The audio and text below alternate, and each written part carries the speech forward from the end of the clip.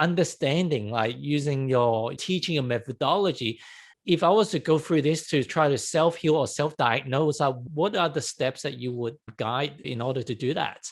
Well, there's so many wonderful, wonderful ways, to self heal. And, obviously, we're going to talk a little bit beyond what people may be already used to, like, going to the doctor, getting medications, going to physical therapy, right? We're going to go beyond that. We're actually even going to go beyond naturopathic or homeopathic medications and supplements and diets and go straight to, the energy. And why is that important? Well, in Chinese medicine, which many people know are thousands and thousands of years old, probably more than 5,000 years old, they always taught about how the energy blueprint of how the body functions, if that gets disturbed, so yin yang imbalance, meridians get imbalanced, if the blueprint gets disturbed, then the physical body will create itself out of that abnormal blueprint. So here we are in even Western medicine and even naturopathic medicine trying to treat biologically with, the supplements and the diet. And they're all very helpful for sure. However, it doesn't change the blueprint. So we have got to reach in and change the blueprint.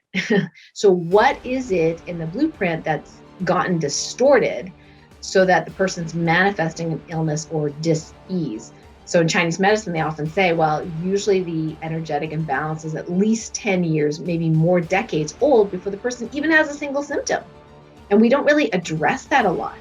But nowadays, the science is very interesting because through the work of Bruce Lipton, for example, now that we know more about Bruce's work, epigenetics, what they've found is that energy is a faster shift to our biology than biological and chemical substances. So light or energy changes what the DNA makes or changes the cells faster than actual physical molecules do. So, because we think about the cell, there's a receptor, there's a vitamin that goes in the receptor, and then all this stuff happens in the cell. Well, you can create a frequency, or you have a frequency such as a positive emotion or a negative emotion, and the cell responds faster than some sort of biological agent.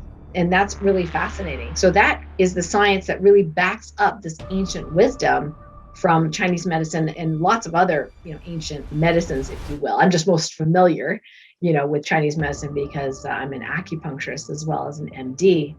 So what we want to do here, like in my modality, is really to connect and align, if you will, to the source of the inner wisdom and the power of healing. So some people call that 0 point field, some people call it source or God, some people call it inner wisdom. It doesn't really matter what the name is, but it's a place that's truly us. So we have people aligned to that space. They start vibrating at their highest vibration in that space. Sometimes automatic healing starts to occur already then. Now, in my Toppan healing method, we actually go a little bit further and we ask specific questions about what's going on with a particular symptom. And then once we figure out what's going on, we actually activate high vibrational healing frequencies in order to help out with that healing, whether that be, for example, pulling a negative blueprint out or a negative energy out of the energy field, or depositing a positive blueprint into the energy field.